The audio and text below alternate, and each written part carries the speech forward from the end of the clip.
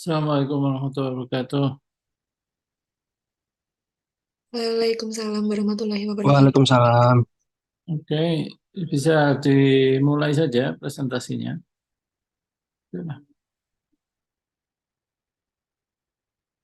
Yang lain tolong perhatikan ya, presentasi ini layaknya saudara mendapatkan kuliah juga. Jadi nanti kalau ada pertanyaan, apa yang belum dimengerti bisa ditanyakan. Kelompok yang tidak presentasi, yang mengerjakan tema yang sama, silakan diperhatikan materi presentasinya. Kalau nanti ada tambahan atau yang belum disampaikan kelompok yang presentasi, tolong juga disampaikan. Silakan.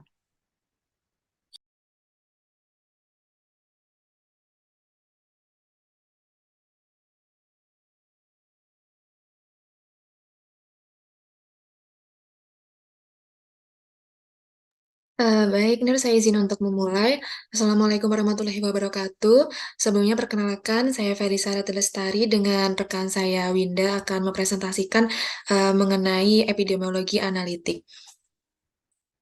Kemudian ini untuk nama anggotanya. Kemudian yang selanjutnya yaitu latar belakang.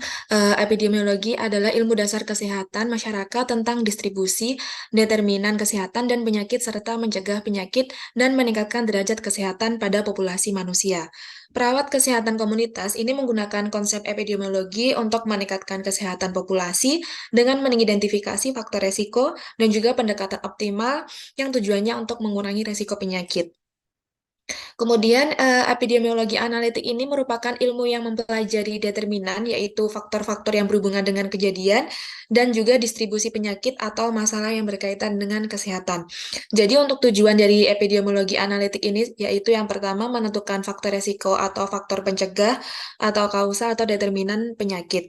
Kemudian, untuk tujuan yang kedua, yaitu menentukan faktor yang mempengaruhi prognosis kasus, dan tujuan yang terakhir yaitu menentukan efektivitas intervensi untuk mencegah dan mengendalikan penyakit pada populasi. Kemudian ini adalah pendekatan segitiga epidemiologi dan juga konsep resiko kesehatan. Ini pendekatan segitiga epidemiologinya. Kemudian untuk perkembangan penyakit ini bergantung pada tingkat paparan host terhadap suatu agen, kemudian juga kekuatan atau virulensi agen dan kerentanan genetik atau imunologi host. Jadi penyakit ini akan berubah ketika keseimbangan antara ketiga faktor itu diubah seperti penyakit menular merupakan hasil interaksi antara human host, agen penular, dan juga lingkungan sekitar human host di mana penularan terjadi. Jadi interaksi ini digambarkan dalam segitiga epidemiologi, ini meliputi agen, host, dan juga lingkungan. Kemudian ini merupakan klasifikasi agen, host, dan juga faktor lingkungan. Jadi untuk agen ini meliputi nutrisi, bahan kimia, agen fisik. Agen fisik ini bisa berupa radiasi, kemudian juga agen infeksi yang bisa berupa metazoa, protozoa, bakteri, fungi, dan juga virus. Kemudian selanjutnya ini ada faktor host, ini meliputi genetik, umur, jenis kelamin, kelompok etnis, keadaan fisiologis, pengalaman imunologi, ini meliputi imunisasi dan juga hipersensitivitas. Kemudian yang terakhir itu ada penyakit penyerta seperti diabetes dan juga hipertensi dan gaya hidup juga. Kemudian yang terakhir yaitu faktor lingkungan, meliputi lingkungan fisik yaitu iklim, biologis, sosial, dan ekonomi berupa paparan bahan kimia saat bekerja, urbanisasi, pembangunan ekonomi, dan juga peperangan. Kemudian untuk konsep resiko kesehatan, ini ada tiga. Yang pertama itu frekuensi penyakit bervariasi berdasarkan kategori atau jumlah faktornya. Nah, jadi contohnya seperti kanker paru ini lebih mungkin terjadi pada perokok dibandingkan kepada orang yang tidak merokok dan lebih mungkin lagi itu terjadi pada perokok yang berat dibandingkan dengan perokok yang tidak berat. Kemudian yang kedua itu faktor resiko harus mendahului timbulnya penyakit. Jadi contohnya penderita kanker paru ini sebelum merokok itu menimbulkan keraguan terhadap merokok sebagai faktor resiko kanker paru. Kemudian yang terakhir yaitu asosiasi kekhawatiran tidak boleh disebabkan oleh sumber kesalahan apapun. Nah, jadi dalam setiap penelitian, terutama pada penelitian sampelnya manusia, itu masih banyak sumber kesalahan seperti desain penelitian, kemudian metode pengumpulan data, dan juga analisis data. Kemudian untuk menetapkan hubungan kausalitas ini ada tiga, yaitu hubungan semu, hubungan non-kausal, dan juga hubungan kausal. Nah, jadi hubungan semu ini terjadi karena suatu kebetulan atau bisa juga karena penilaian maupun metode yang digunakan. Untuk hubungan non-kausal, itu kedua variabel mempunyai hubungan erat dengan faktor lain dan seolah-olah faktor tersebut memiliki hubungan. Dan yang terakhir, hubungan kausal ini terjadi karena adanya hubungan sebab akibat dengan dicirikannya keterpaparan yang memegang peran. Kemudian untuk kriteria kausalitasnya ini ada kekuatan asosiasi, kemudian juga konsistensi, spesifitas sari asosiasi, temporalis, dan juga tahapan biologis, response, reversibilitas, dan juga analogi. Kemudian untuk yang selanjutnya dapat disampaikan oleh rekan saya.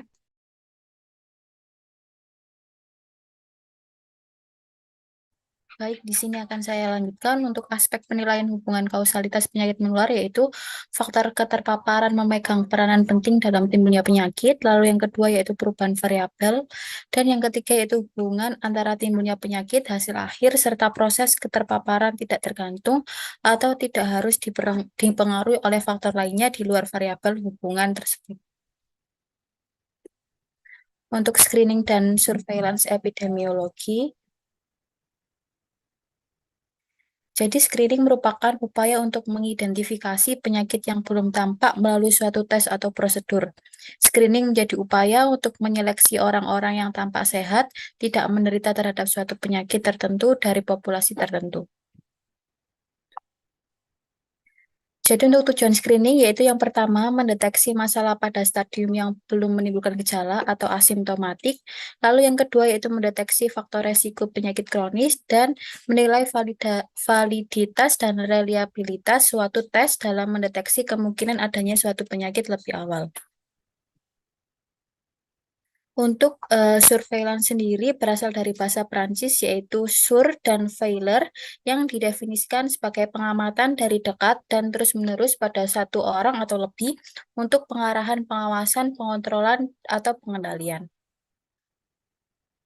Untuk tujuan surveillance sendiri yaitu yang pertama menyediakan informasi bagi pembuat kebijakan dalam mengembangkan, yang kedua menerapkan strategi pada program kesehatan untuk pencegahan dan pengendalian penyakit, yang ketiga yaitu memonitor status kesehatan populasi, kecenderungan tren penyakit dan faktor resiko yang mempengaruhi, dan yang keempat yaitu memperkirakan besar beban penyakit pada suatu populasi. Untuk jenis surveillance sendiri ada 6, yaitu surveillance individu, penyakit, sindromik, berbasis laboratorium, terpadu, dan kesehatan global. Untuk metode surveillance yaitu ada 4, surveillance epidemiologi rutin, surveillance epidemiologi khusus, sentinel, dan berkala. Untuk langkah surveillance, yang pertama yaitu pengumpulan data, yang kedua yaitu pengolahan data, yang ketiga yaitu analisis dan interpretasi data, dan yang keempat diseminasi informasi, dan yang terakhir yaitu evaluasi. Untuk kesimpulannya, yaitu epidemiologi merupakan salah satu ilmu dasar kesehatan masyarakat yang dapat diterapkan untuk membantu pencegahan penyakit dan meningkatkan derajat kesehatan. Epidemiologi analitik adalah ilmu yang mempelajari determinan, yaitu faktor-faktor yang berhubungan dengan kejadian dan distribusi penyakit atau masalah yang berkaitan dengan kesehatan. Dan epidemiologi analitik dirancang untuk mempelajari paparan, faktor resiko, kausa, dan faktor-faktor yang dihipotesiskan mempunyai hubungan dengan kejadian penyakit. Baik, mungkin itu saja presentasi dari kelompok kami. Kurang lebihnya maaf. Terima kasih. Wassalamualaikum warahmatullahi wabarakatuh. Waalaikumsalam warahmatullahi wabarakatuh. Bagaimana? Ada pertanyaan dari audien, teman-temannya yang lain?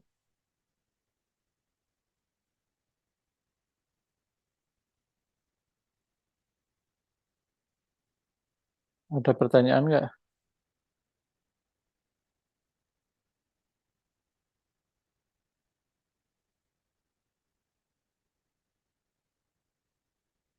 Teman-teman yang lain ada pertanyaan? Sudah paham semua ya?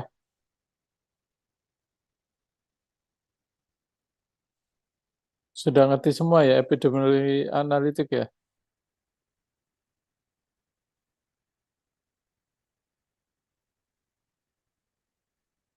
Kalau kelompok yang satunya yang nggak presentasi, apakah ada tambahan dari slide yang tadi sudah disampaikan temannya?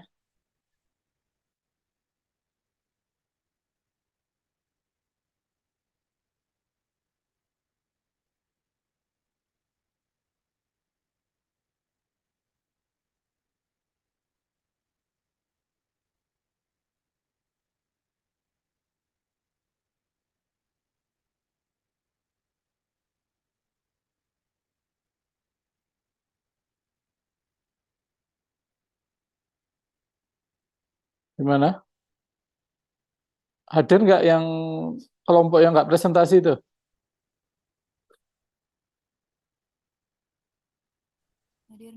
Hadir, Nars.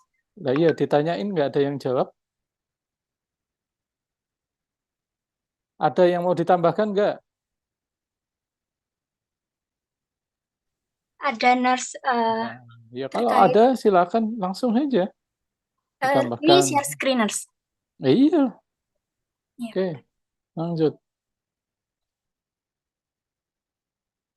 Jadi mohon direspon ya, apa yang menjadi concern, pertanyaan saya dan sebagainya dalam komunikasi seperti ini tolong direspon. Kalau nggak direspon saya bingung interpretasinya apa. Saudara ini dengar atau tidak dengar, hadir atau tidak hadir kan saya nggak tahu jadinya. Silakan Mbak.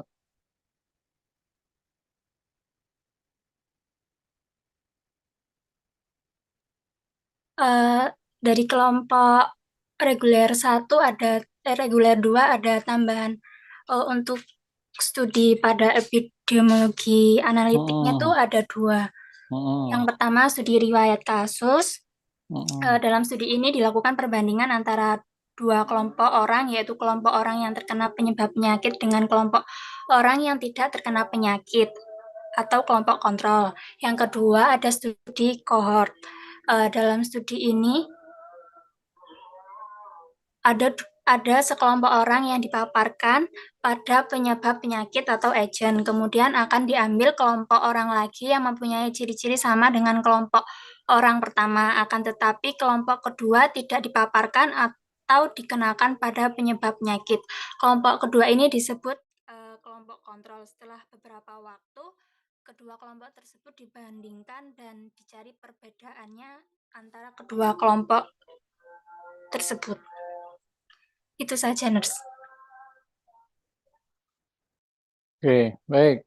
Yang lain ada pertanyaan?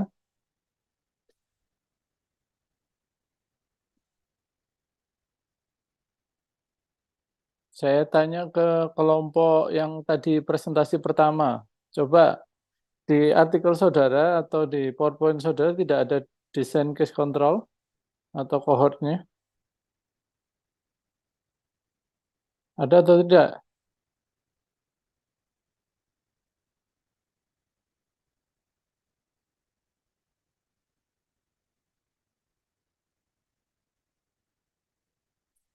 Ada atau tidak? Kelompok yang pertama, hadir atau tidak?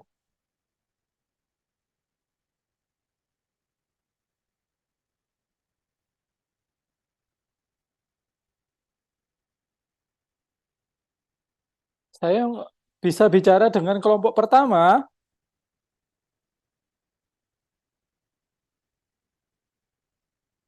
Anggota kelompok pertama siapa?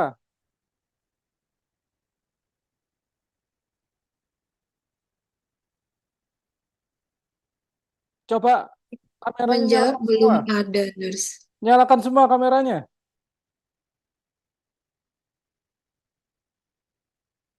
Nyalakan semua kameranya.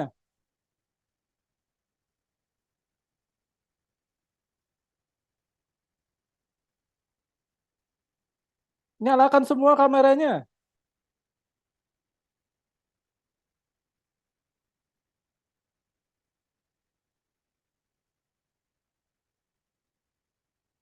Ya mohon maaf ya.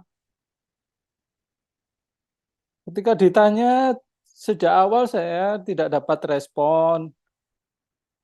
Jadi saya kayak ngomong sama tembok jadinya.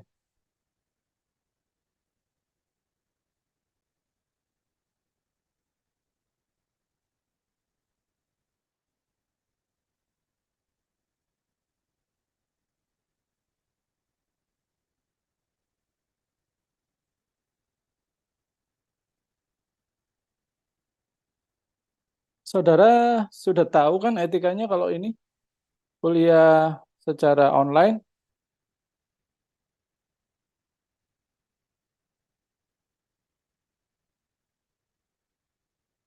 Tadi kan saya sudah ingatkan, kalau saya bertanya tolong ada perwakilan yang menjawab.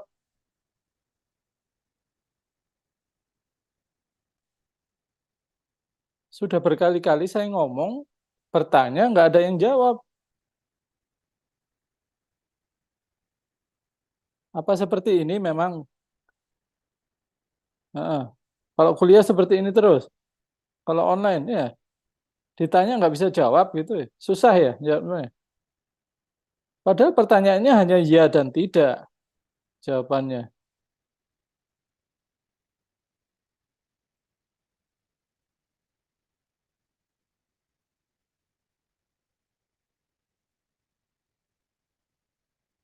Silakan di rename. Yang tadi kelompok presentasi kasih presenter, presenter, presenter satu, presenter dua.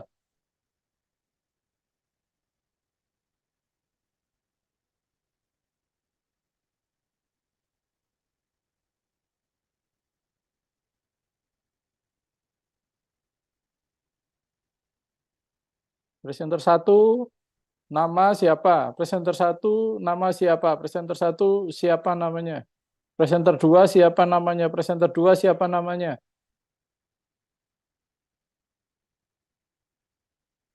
Berarti yang tidak ada kata presenter berarti saudara audien.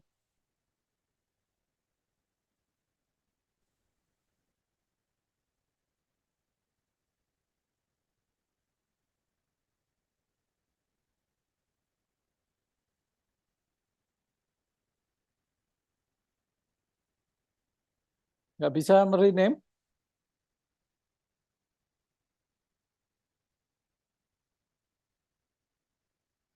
Kesulitan merename. Ada masalah tidak bisa merename.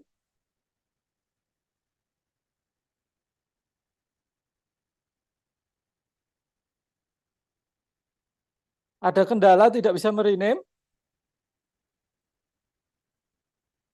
Sudah, Nurs.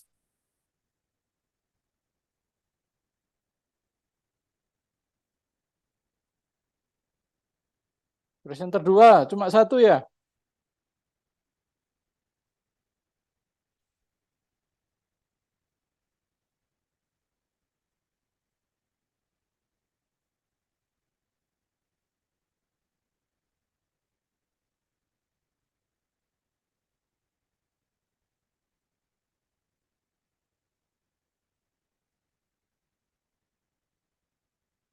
Oke, kelompok satu. Presenter satu. Winda, coba kasih contoh. Yang case control seperti apa?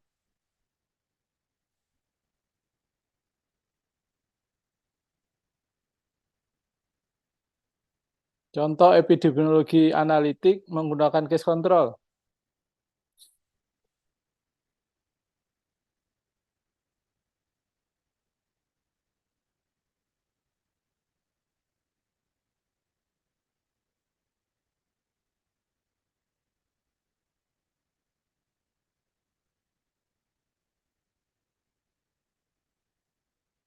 Gimana?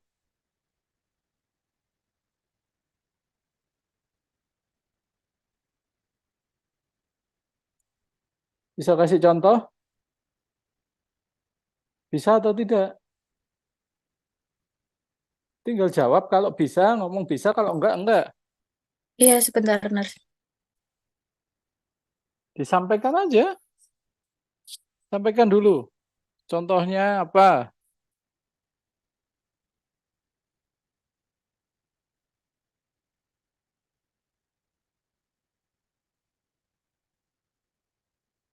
Kalau nggak bisa, ganti yang lain. Felisa. Mohon maaf, Nus kurang tahu karena tadi di slide presentasi yang pertama belum ada juga. Oke. Iren.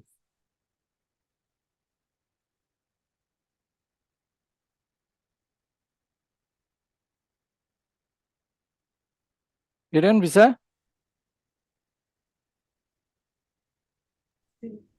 Ya Nurse, mohon maaf belum tahu karena kami juga belum menyampaikannya Nurse di PPT. Oke. Ini presenter 2 kemana ini? Hilang rename-nya.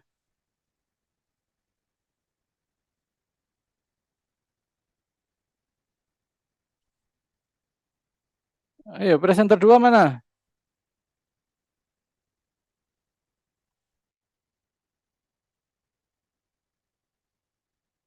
Presenter 2?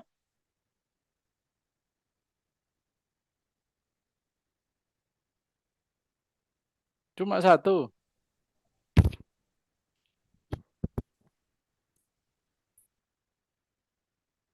Yang lain mana? Mbak Ayu, temennya yang lain ada?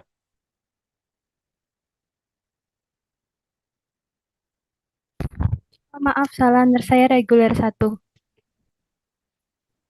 Presenter 2 itu yang tadi presentasi itu loh. Iya, Saudara itu reguler. presenter tadi? Hah? Saya audiens, Nurse. Audien. Presenter 2? Selain Sheila siapa? Sheila, temennya yang lain ada? Ada, Nurse. Siapa?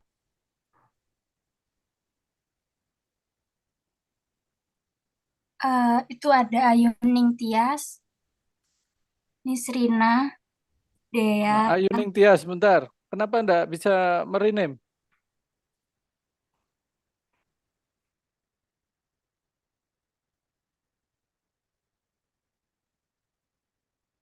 Ayu Ning Tias. Bisa bicara? Mana suaranya? Bisa, Nurse. Mana?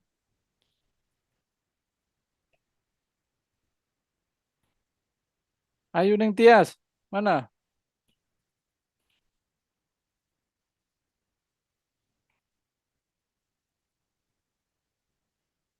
Oke.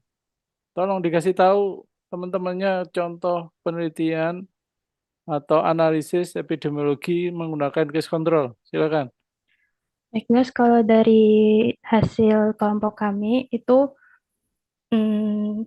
contohnya ada hipotesis yang mengatakan bahwa penyebab utama dari kanker paru-paru itu adalah merokok. Kemudian untuk menguji hipotesis ini diambil sekelompok orang yang menderita kanker paru-paru. Kemudian nanti diberikan pertanyaan tentang kebiasaan merokok. Dari jawaban tersebut nanti akan ada 2 kelompok, yaitu penderita yang punya kebiasaan merokok dan penderita yang tidak punya kebiasaan merokok. Kemudian kedua kelompok ini akan dilakukan uji statistik untuk mengetahui apakah ada perbedaan, apakah ada bedanya antara kelompok 1 dan kelompok 2. Case control itu titik tolaknya dari mana dulu? Dari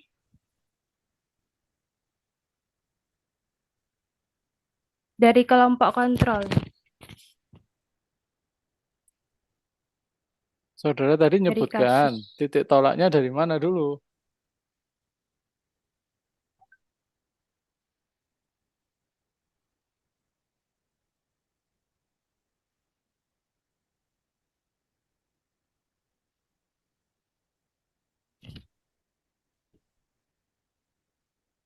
Kalau yang kohort, gimana?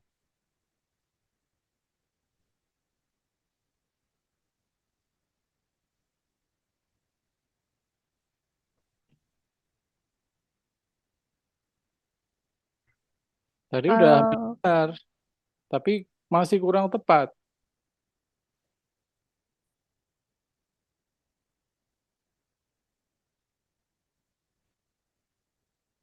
Presenter 2 selain Ayu Ning Tias, siapa lagi?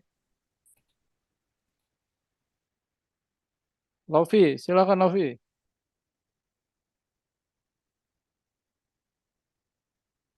Iya Nurse.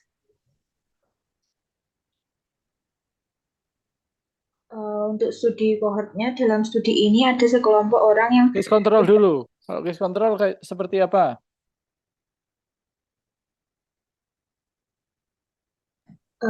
Pendapat saya sama seperti Ayu, Mas.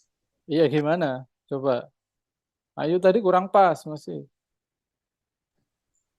Contohnya ada hipotesis yang mengatakan bahwa penyebab utama kanker paru-paru adalah rokok.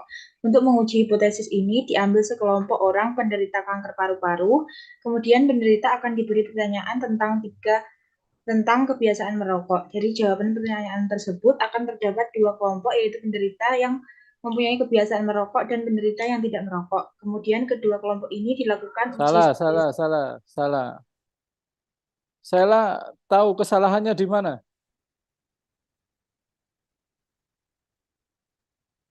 Tidak, Nurse. Oke, kelompok dua, presenter dua cuma 2 orang aja, 3 orang aja.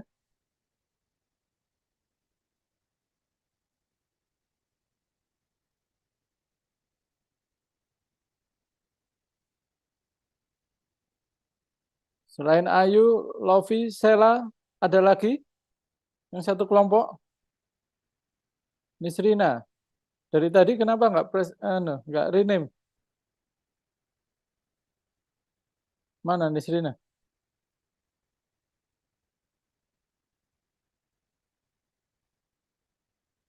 Nisrina mana suaranya?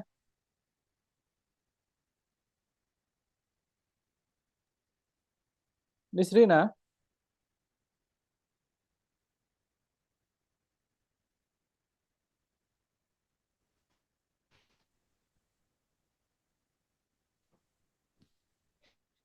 Iya, Nurse. Halo. Iya, iya. Suaranya baru muncul. Ditanyain dari tadi.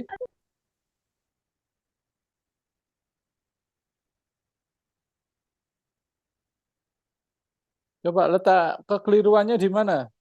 Desain case control yang dia sebutkan tadi. Baik dari Ayu maupun dari Lovi. Dan juga dari Sela. Apa yang belum pas?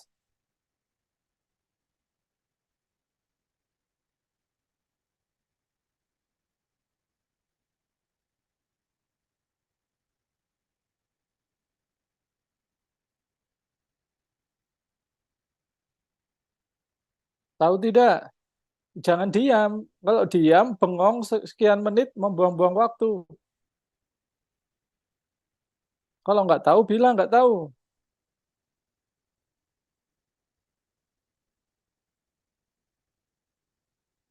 Mohon maaf, Nisrina. Nisrina sepertinya terlempar, Nurse. Izin Oke. jawab, Nurse. Jadi kalau case control itu dimulai dulu menentukan kelompok kasus dan kelompok kontrol. Nah, kalau yang saudara sebutkan tadi kan hanya perokok, hanya kanker parunya saja. Yang kelompok tidak menderita kanker paru, nggak dianalisis kebiasaan merokok atau tidaknya. Ingat ya, kalau case control berarti kelompok kasusnya apa? Kontrolnya berarti yang berlawanan dari itu. Itu dua-duanya ditentukan terlebih dahulu kelompoknya. Baru dilihat faktor determinannya, positif atau negatif. Kalau tadi kanker paru, maka akan dilihat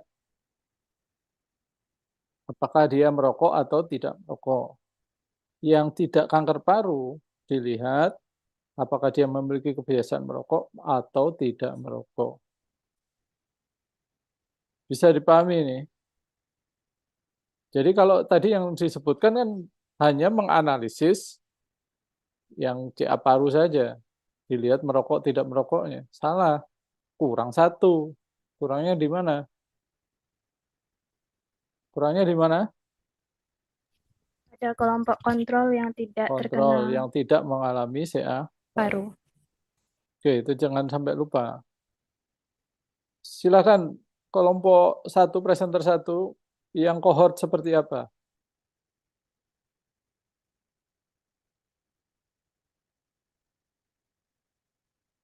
Aplikasi cohort, silakan. Presenter satu. Meski di PowerPoint-mu tidak ada, saudara harus bisa menjelaskan ke teman-temannya.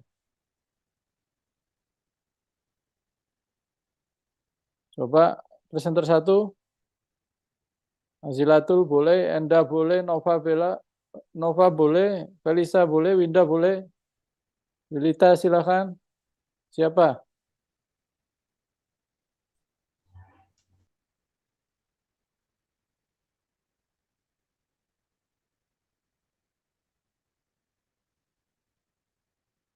Silakan. Disampaikan aja, lisan aja dulu.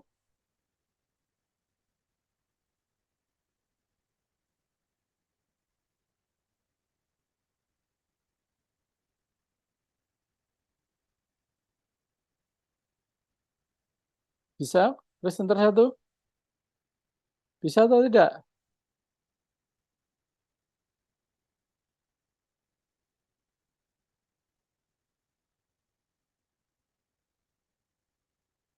Presenter 1 suaranya mana?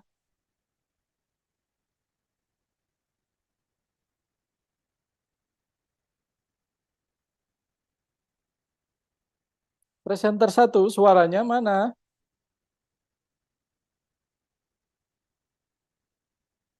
Presenter 1 suaranya mana? Izin menjawab, Nurse. Ya, saya heran dengan saudara ini ditanyain berapa kali, sudah diulangi berapa kali, tidak ada yang respon, ini gimana sih? Memang seperti ini diajarinnya. Di organisasi kemahasiswaan juga seperti ini caranya berkomunikasi. Iya, gitu caranya.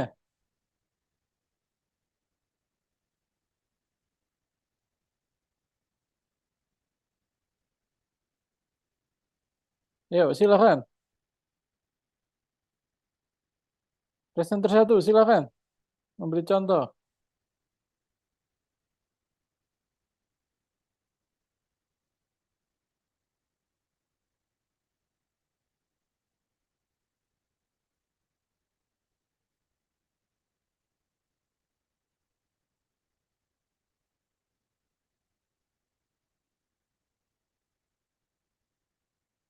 Suaranya mana ya presenter 1 ya?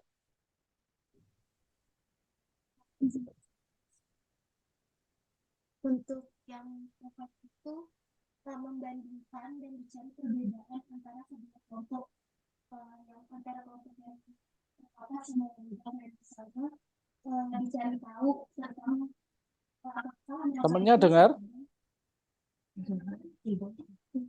Temennya dengar? Kurang terdengar, Mas. Kurang jelas. Gitu. halo, apakah sudah terdengar? Iya, sudah. Contoh studi cohort itu kayak membandingkan antara dua kelompok yang punya ciri-ciri sama dengan kelompok orang pertama. Kayak misalnya mau dicari tahu eh, apakah merokok itu sebagai faktor utama kanker paru-paru. Jadi diambil sampel yang pertama orang-orang yang merokok, yang kedua itu orang-orang yang nggak perokok tapi mereka sama-sama mengidap kanker paru. Terus diapain?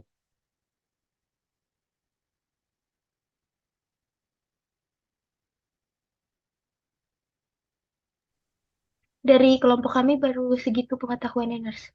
Oke. Masih kurang tepat ya. Jadi berbeda dengan yang case control. Kalau case control itu dari case sama kontrol. Case-nya apa? Kontrolnya berarti lawannya dari case. Kalau DM ya berarti lawannya penderita ya tidak DM. Gitu ya. Untuk jantung, serangan infak miokard yang lawannya ya tidak infak miokard. Itu aja hitam putih aja ya. Ngerti maksudnya. Kemudian baru dilihat faktor penyebabnya. Tapi kalau kohort ditentukan dulu faktor paparannya. Dia kelompok merokok atau tidak merokok. Kemudian diikuti dalam perjalanan waktu. Dia terjadi CA paru atau tidak terjadi. Yang tidak merokok juga demikian diikuti terjadi CA paru atau tidak terjadi. Bisa dibayangkan dulu nggak? Ini perkataan saya. Bisa nurse, benar. Sampai di sini ada pertanyaan dulu? Ada pertanyaan nggak?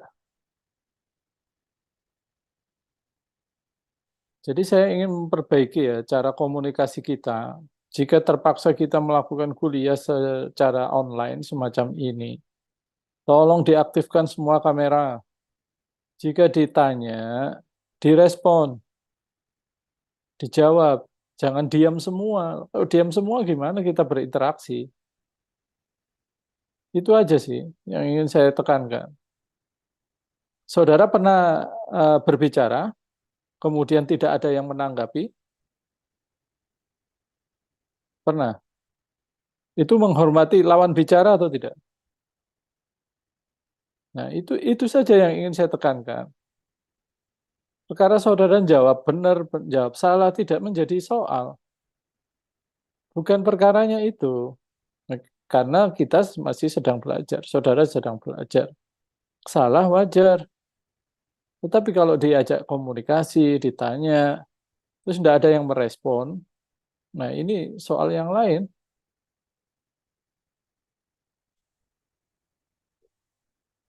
Itu ya. Bisa dipahami enggak? Itu saja yang ingin saya minta dari saudara.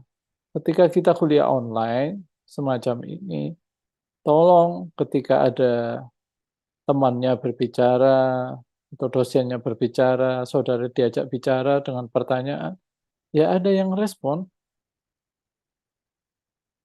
Kalau nggak ada yang respon, ya percuma kita kuliah. Mending nggak usah kuliah, kita ganti aja lain hari, kita kuliah offline. Kalau saudara tidak suka kuliah online, ya kita offline. Cuma karena setiap Jumat ini, sudah 2 minggu ini saya selalu ada kegiatan, maka terpaksa saya kuliahkan secara online. Kalau saudara nggak mau kuliah online, boleh diganti. Kapan? Mau kapan? Kuliah online apa? Offline. Saya tanya ke saudara semua sekarang. Mau kuliah offline kapan ini penggantinya?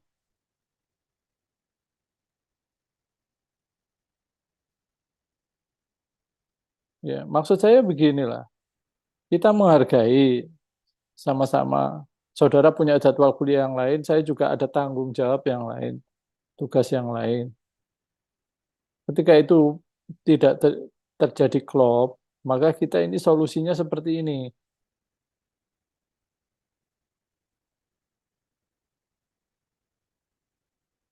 Gimana? Kuliah online-nya ini masih mau dilanjutkan atau kita ganti ke offline?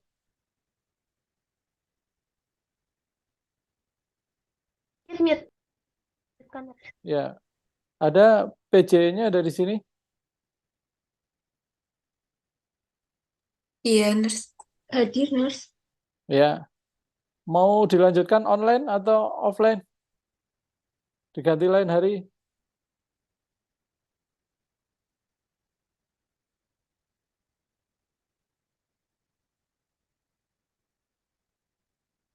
Silakan semua chat. Kalau setuju online dilanjutkan, ketik di situ. Kalau mau offline, kita akan janjian di kemudian hari.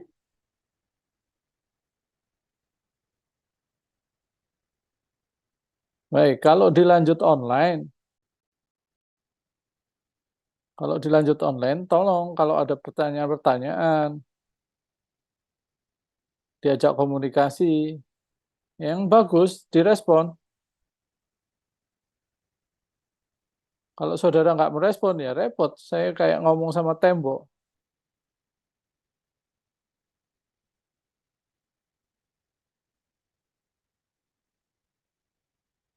Oke. Baik ya.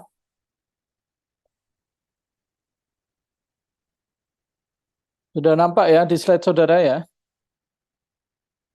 Sudah, nurse. Oke. Sudah, nurse. Jadi 2 pertemuan ini saudara sudah memahami, paling nggak sudah belajar di awal tentang deskriptif dan Analytical Studies in Epidemiology. Yang jelas, deskriptif yang kemarin sudah kita sampaikan. Yang penting di sini adalah saudara bisa membedakan kapan saudara pakai descriptive studies, kapan pakai analytical studies ya. Jadi kalau saudara tujuannya hanya mendeskripsikan kejadian masalah kesehatan, entah itu penyakit atau masalah kesehatan yang lain seperti dampak peperangan, dampak bencana alam, saudara hanya ingin menjabarkan karakteristik kejadian kesehatan menurut person, kemudian place and time, seperti yang minggu yang lalu, maka saudara cukup melakukan analisisnya cukup deskriptif. Bisa dipahami ini? Cara menyajikan hasil analisis deskriptifnya bisa berupa tabel kayak kemarin ya, kemudian grafik dengan segala macamnya, atau naratif berupa narasi, berupa paragraf, rangkaian kalimat-kalimat yang meliputi what, who, where, and when. Pertanyaan ini, 4W ini untuk mendeskripsikan kejadian kesehatan berdasarkan person. Terus apa lagi? Place atau time. Person akan dilihat what, who-nya, place-nya, where-nya, time-nya dari when. Dan hasil akhir dari deskripsi itu nanti akan ada kecenderungan-kecenderungan yang saudara create, saudara nyatakan menjadi suatu hipotesis. Berbeda dengan deskriptif, epidemiologi analitik itu adalah untuk menguji hipotesis. Jadi ini boleh dikatakan studi analitik pada epidemiologi merupakan kelanjutan dari rangkaian deskripsi. Dengan kata lain, kalau saudara mau melakukan analytical studies, harus melewati descriptive studies dulu. Sampai di sini ada pertanyaan?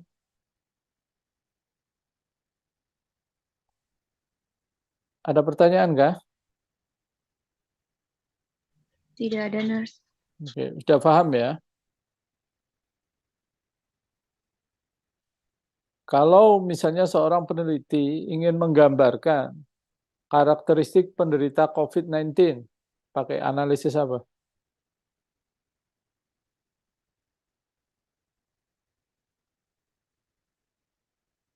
Ada yang bisa bantu jawab?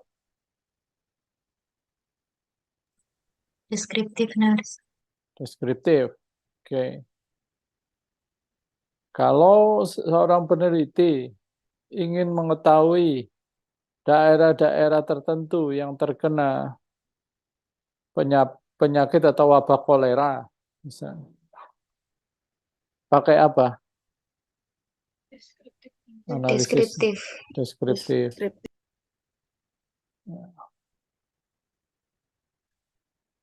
Nah, sekarang kalau seorang peneliti ingin memastikan apakah kenaikan kejadian diare di satu daerah pada waktu tertentu itu sudah terjadi kejadian luar biasa atau belum, pakai apa?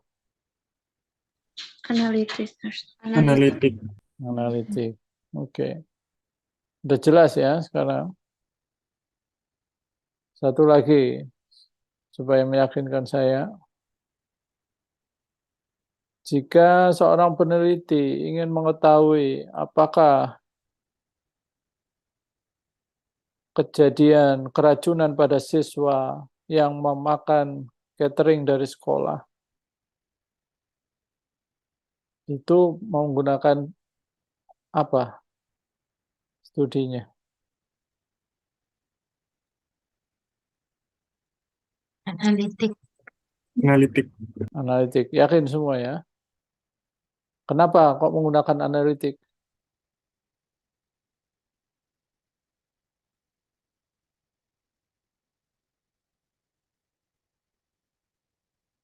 Kenapa kok menggunakan analitik?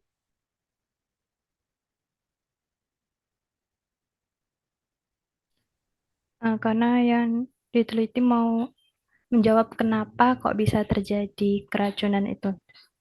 Ya, oke. Di situ ada hipotesis, ya, bahwa catering sekolah terkontaminasi diduga menyebabkan kejadian diare, gitu ya. Ada hipotesis itu, dan untuk menjawab pertanyaan why and how. Untuk deskriptif tidak saya ulangi, kecuali saudara ada pertanyaan dari deskriptif yang minggu kemarin. Ada pertanyaan kah? Ada pertanyaan atau tidak? Dari deskriptif? Kalau nggak ada, langsung ke analitik. Ya. Jadi desain-desain penelitian epidemiologi yang analitik, ikhtisarnya, taksonominya kurang lebihnya seperti ini aja. Kalau yang deskriptif, macam-macamnya ada case report, case series, ada insidensi, ada cross-sectional, ada penelitian ekologikal. Ini untuk deskriptif. Tapi kalau analytical ada dua bagian besar, eksperimental dan observasional. Oke. Di riset mungkin saudara sudah dapat ya. Sekarang saya tanya, ada yang bisa menerangkan kepada saya dan teman-teman semua, apa beda utama dari penelitian analitik yang eksperimen dengan yang observasional?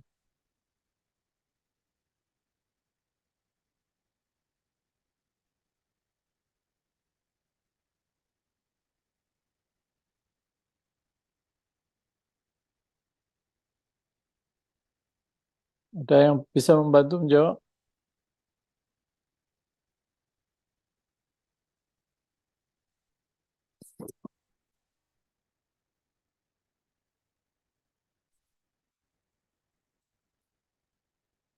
Apa beda pokoknya? Penelitian analitik yang eksperimental dengan yang observasional. Apa yang membedakan di antara keduanya? Mohon izin menjawab. Nah, mungkin kalau eksperimental itu memang harus ada eksperimen yang dilakukan, sedangkan observasional itu bisa hanya mengobservasi saja. Kayak kejadian yang ada itu bagaimana gitu. Seperti itu, Mas. Oke, makasih. Yang lain ada? Untuk melengkapi supaya lebih gamblang. Silakan. Ya, izin jawab, Nurse. Jadi Ya, kalau ya. misalnya yang eksperimental itu nanti bisa kayak misal eksperimen dulu nanti dicari perbedaan sebelum sama sesudahnya juga. Terus kalau yang observasional itu nanti cuma di observasi atau dilihat gitu perbedaan atau gimana gitu nanti Nurse. Ada yang bisa, makasih Mas Adi, ada yang bisa menjelaskan lebih detail lagi? Kalau misalnya begini, seorang peneliti mau meneliti pengaruh pemberian stimulasi tumbuh kembang terhadap perbaikan stunting pada balita. Ini penelitian apa? Eksperimental, Nurse. Eksperimental? Kalau keterangannya itu? Ada yang bisa menjawab yang lain? Pemberian makanan tambahan terhadap peningkatan berat badan balita yang kurang gizi, misalnya. Eksperimen atau observation? Eksperimen. Eksperimen. Semua Eksperimen. setuju eksperimental? Oke. Pertanyaannya, kalau yang memberikan makanan tambahan atau stimulasi tumbuh kembang bukan peneliti, apakah tetap dikatakan eksperimental?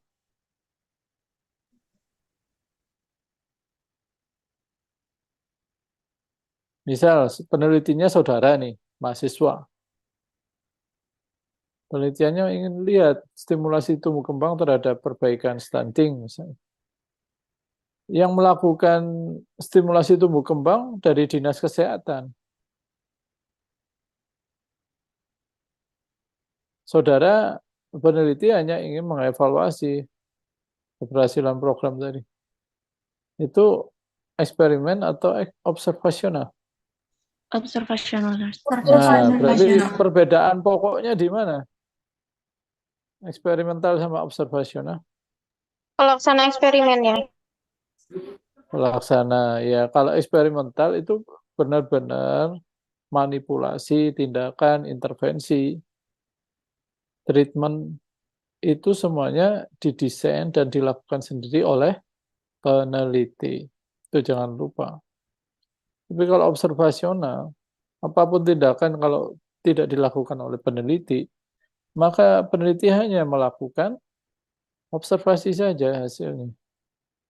Ya, contoh, kalau observasional saudara pakai kohort,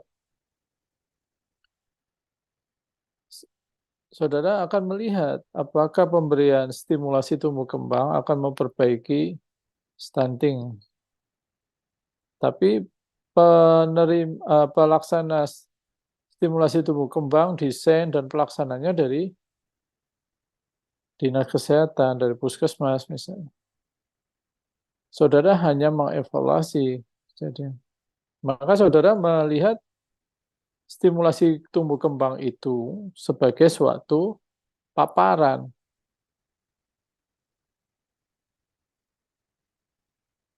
Seperti tadi, kalau orang merokok tidak merokok, yang merokok kan orangnya. Yang tidak merokok juga orang ya, bukan penelitinya. Jadi saudara lihat di sana, ikuti. Tapi kalau saudara stimulasi tumbuh kembang itu saudara yang lakukan, saudara yang desain, tim saudara yang melakukannya semua, ya itu berarti eksperimental. Bisa dipahami nggak? Jelas atau tambah bingung? Jelas, Nurse. Oke. Jelas, Nurse. Nah, kalau sudah tahu, itu perbedaan pokoknya. Nah, sebetulnya eksperimental ini, kalau di desain penelitianmu, di metode riset, itu kan bagiannya dua ya, ada yang true eksperimen, ada yang quasi eksperimen. Tapi kalau dilihat dari sisi keperawatan komunitas, itu dilihat lokasi atau settingnya. Kalau dia di rumah sakit, di klinik, maka itu clinical trial. Tapi kalau di komunitas, itu community based. Hanya dilihat dari setting atau tempat melakukan eksperimennya. Kedua-duanya bisa melakukan true maupun quasi. Ya.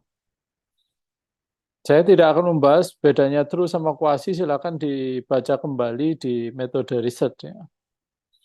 Saya hanya ingin membandingkan supaya saudara tahu ini analitik, ini deskriptif, ini yang eksperimen, ini observasional.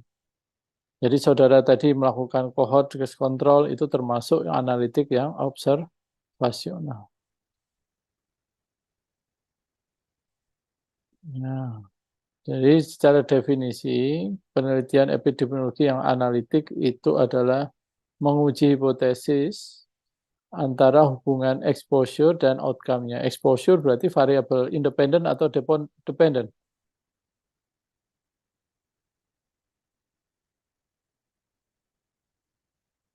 Exposure berarti variabel apa? Kata lainnya dari exposure.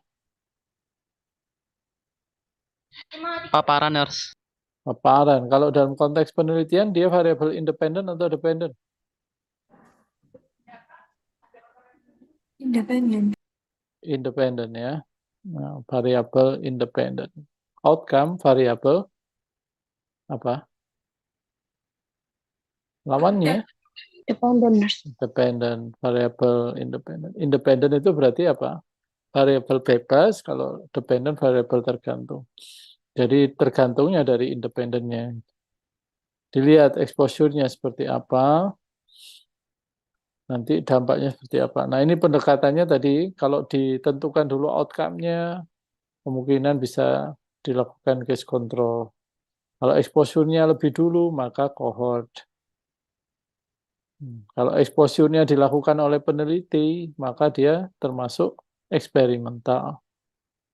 Bisa dipahami ya? Oke. Nah, cara mendevelop hipotesis dan seterusnya tidak akan saya ulangi. Karena saudara sudah dapat di metode penelitian, di riset. Oke. Ini contoh konkret yang klasik, smoking dengan kanker paru. Oke. Nah, sekarang tahu tentang lebih detail cohort. Ini didefinisikan bahwa dia mengalami dulu exposure, kemudian baru dilihat dampaknya.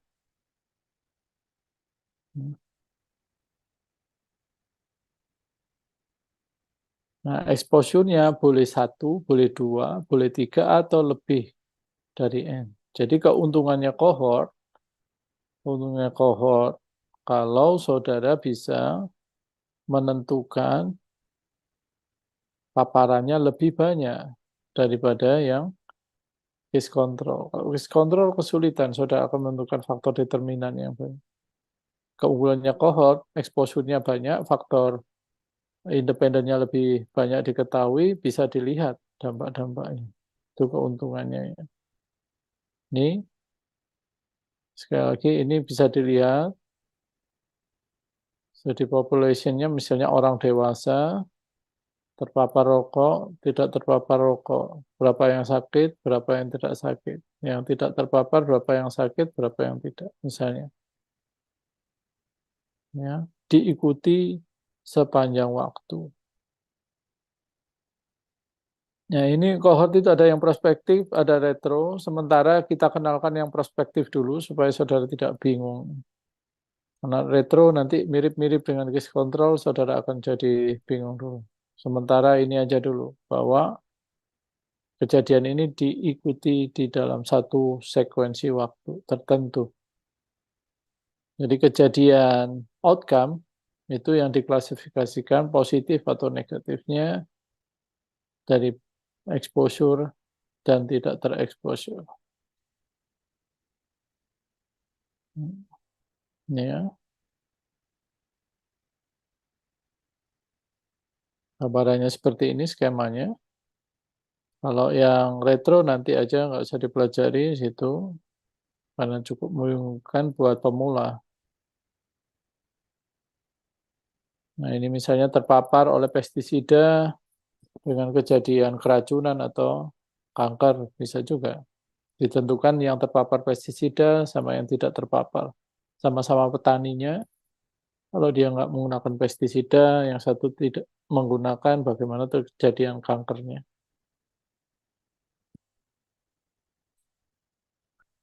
Nah, yang penting sekarang, di cohort itu ada istilah risk ratio, atau disingkat dengan RR. Ini menyatakan peluang kejadian kelompok terpapar untuk terjadinya suatu outcome dibandingkan yang tidak terpapar.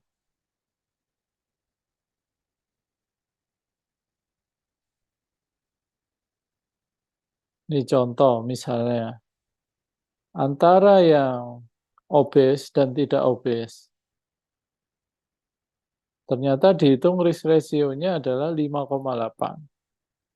Maka interpretasinya adalah kelompok obes memiliki peluang terjadinya diabetes tipe 2 5,8 kali lebih tinggi daripada kelompok apa? Tidak obes. Bisa ya? Bisa dipahami? Bisa dipahami? Oke. Jadi menghitung risk ratio pada cohort bisa seperti ini. Bagaimana caranya? Itu nanti saudara ada lanjutan saja penghitungannya. Sementara yang penting ketika saudara diberikan risk ratio berapapun angkanya, maka saudara bisa membandingkan berapa peluang kelompok terpapar terhadap kejadian outcome dibanding kelompok tidak terpapar. Kalau ini misalnya tadi diganti terpapar pestisida, 5,8 kali lebih tinggi terjadinya keracunan kronis pada petani dibanding petani yang tidak terpapar pestisida. Misalnya begitu. Contoh yang lain. Ini contoh-contoh yang nanti saudara bisa pahami. Nah, ini kalau case control itu untuk kasus-kasus yang sifatnya jarang terjadi. Nah, berbeda kalau yang cohort itu tadi, kasus-kasus yang banyak terjadi itu bisa dilakukan di situ. Kemudian jauh lebih mahal karena butuh waktu untuk mengikuti terjadinya outcome. Mahal, waktunya lama. Tapi kalau case control kesebalikannya. Untuk kasus-kasus yang jarang, biayanya lebih murah dibanding dengan cohort, waktunya lebih ringkas. Karena apa? Dia mulai dari kelompok kasus dibandingkan kelompok tidak kasus atau kontrolnya. Kelompok yang mengalami keracunan dibandingkan dengan kelompok yang tidak mengalami keracunan pada populasi yang sama, dilihat apakah dia ada faktor risiko atau tidak ada faktor risiko. Jadi ini menjadi lebih murah. Nah ini lihat gambarnya terbalik, berbeda dengan cohort. Oke ya. Kalau cohort tadi kan mulainya populasinya di sini, terpapar, tidak terpapar, kemudian yang terpapar berapa yang penyakit, berapa yang tidak sakit, yang tidak terpapar berapa yang sakit, berapa yang tidak sakit. Kalau ini justru ditentukan dulu kasusnya, yang sakit dulu sama kelompok yang tidak sakit. Kelompok yang mengalami kejadian kesehatan dibandingkan dengan kelompok yang tidak mengalami kejadian kesehatan. Masing-masing kelompok tadi dilihat apakah dia terpapar atau tidak terpapar. Jadi terbalik ya. Perbandingannya terbalik. Untuk kasus-kasus yang jarang terjadi, misalnya sekarang kasus yang jarang terjadi polio, bisa ya, keracunan, makanan seperti tadi, bisa pakai case control.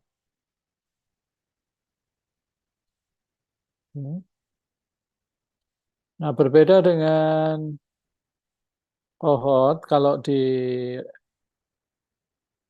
case control istilahnya odds ratio.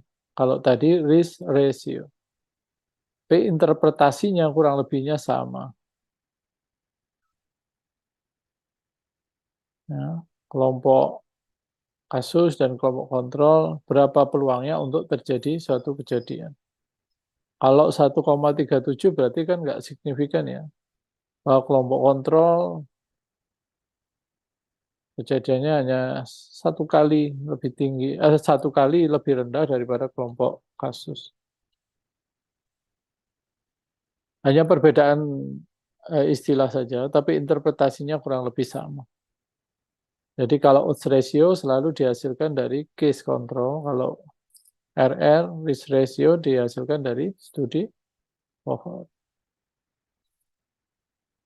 Oke, saya rasa ini tambahannya, supaya saudara lebih gamblang tentang analytical epidemiology. Tetapi ini sekali lagi masih dasar-dasar saja ya. Lanjutannya yang lebih detail dan seterusnya ada, tapi porsi saudara, kompetensi saudara tidak sampai ke sana. Jika saudara tertarik ya bisa aja baca bukunya. Sudah saya upload di VLM, silakan saudara bisa download ya. Yang PDF ini yang saya tampilkan sekarang sama book chapternya. Kalau tertarik ingin lebih detail bisa dipelajari di situ. Ada pertanyaan sebelum kita akhiri?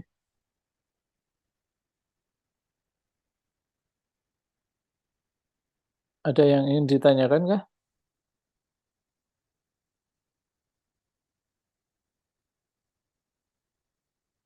Ada? Baik, jika tidak ada bisa diakhiri. Sekali lagi, perlu ada perbaikan. Jika kita terpaksa harus kuliah online, tolong lebih komunikatif. Itu aja intinya ya. Tidak ada apa yang dipermasalahkan yang lain, kecuali kita bisa berkomunikasi supaya saya bisa mengecek saudara ini udah ngerti atau belum, sudah paham atau belum. Itu aja intinya. Oke. Kelompok yang presentasi jangan lupa mengupload presentasinya di VLM ya. Cukup satu orang saja, tidak perlu semua anggota kelompok, cukup satu orang. Nanti kan di dalamnya sudah ada kelompoknya, anggotanya siapa. Oke, bisa diakhiri? Bisa, Nurse. Oke, baik. Semoga yang sedikit ini membawa manfaat. Jika ada pertanyaan, saudara bisa tanyakan dengan pertemuan saya di pertemuan berikutnya.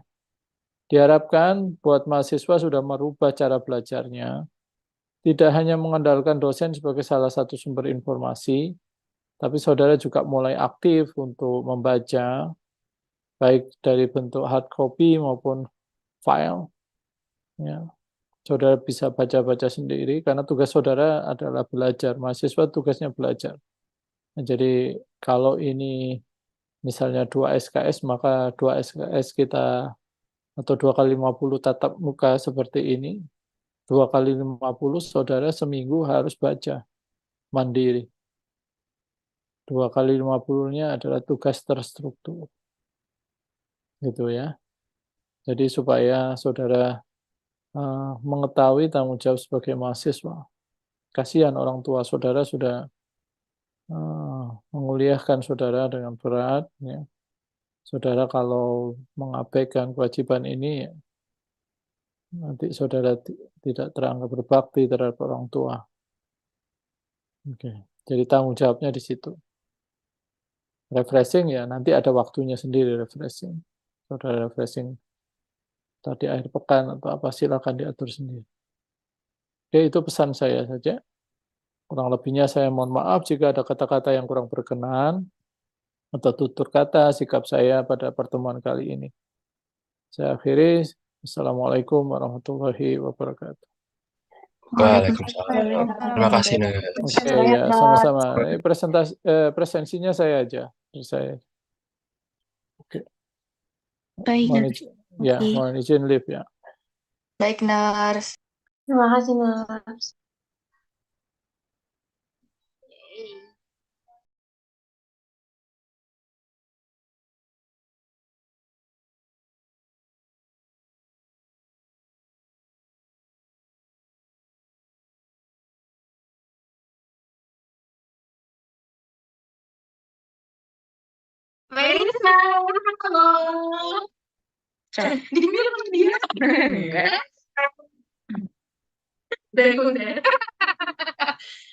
Dari mana terasa buat ini?